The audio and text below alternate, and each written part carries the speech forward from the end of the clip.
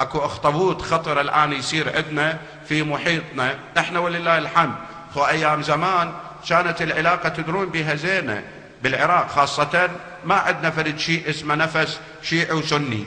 حتى قالوا اذا صارت حرب اهلية بالعراق تصير من غرفة لغرفة، لان اكو شيعي متزوج سنية واكو سني ماخذ شيعية، وخال وابن اخت متداخلين معاهم ويحضرون معنا بمحافلنا وبعزائنا. وانا اعتقد حتى اليوم يمكن هسه ويانا اكيدا يعني مكاننا ما يخلو من اخوتنا السنه يشاطرون العزاء للامام الحسين. انا متاكد خو ما اعرفهم بس انا واثق ان في منطقتنا اكو.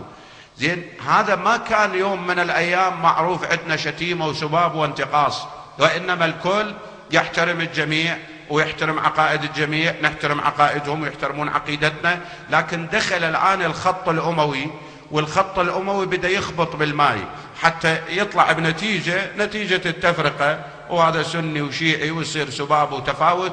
وانا اكد لك احنا خاصة بالعراق كنا متآلفين وواحد ما يستبيح دم الاخر.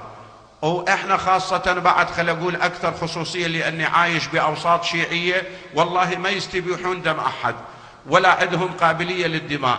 والد اعدائنا انا لو تسألني جعفر القاصر ما عندي استعداد ان اجرح لي واحد لانه يختلف وياي بمذهب او عقيدة او اتجاه. حتى فرد يوم من الايام واحد اساء على رؤوس الاشهاد بالاعلام بالفضائيات بالانترنت بخطبة على منبر، قال شتم يعني فرد وصف كان لقمة الهرم اللي احنا انا ما انتمي ترى لتيار او خط او معلوم، بس قمة الهرم الان المرجع العليا متمثلة بالسيد السيستاني الله يطول عمره، قالها علنا وصراحة الرجال، قال زنديق فاجر.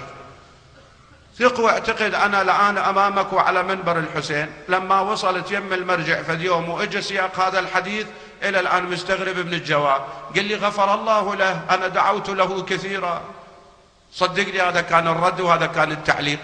لكن سبحان الله تبين لي يكل الامر الى الله، مو يكل الامر الى الله. الرجل دفع الضريبه ترى، دفع الثمن. اللي مطلع على الانترنت يشوف انه صارت عنده مشكله بالاوتار الصوتيه والى الان يعالج، ما ادري انحلت او لا، ونسال الله ان يشافيه، يعني ما عندنا مشكله وياه.